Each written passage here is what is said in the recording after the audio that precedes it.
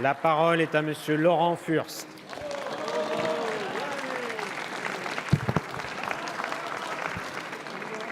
Bien, Monsieur le Premier ministre, d'abord une réflexion.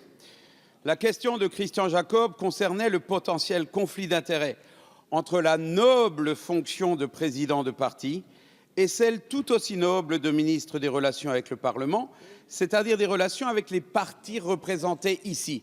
Elle ne concernait que cela et rien d'autre, et à cet instant, notre interrogation reste pleine et entière. Monsieur le Premier ministre, je vous pose ma question. Depuis 1958, sous la Ve République, à 15 reprises, une majorité parlementaire stable permettant de gouverner s'est dégagée des élections législatives.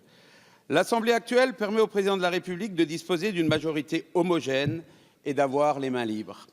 Cette Assemblée permet aussi de représenter presque tous les courants de pensée majeurs de notre vie politique.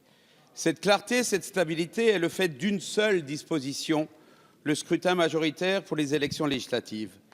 Il constitue un élément structurel, fondamental de l'équilibre de nos institutions. Vous voulez réformer cette élection en panachant demain scrutin proportionnel et majoritaire. Sur ce point, nous vous appelons, Monsieur le Premier ministre, à être extrêmement prudent. Regardez ce qui se passe en Allemagne, dont l'élection repose sur un scrutin mixte. Les élections ont eu lieu sans effet majoritaire pour le parti qui l'a emporté.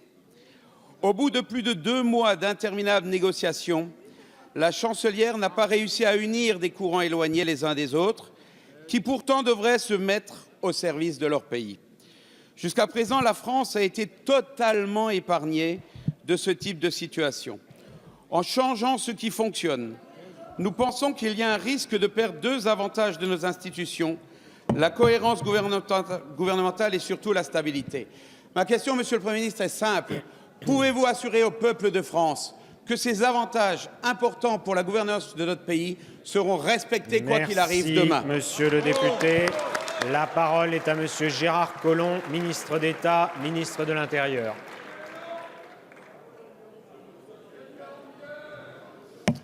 Monsieur le Président, Mesdames et Messieurs les députés, Monsieur le député Laurent Furst. Comme vous le savez, le Président de la République, lors de la campagne électorale, a pris 2 engagements.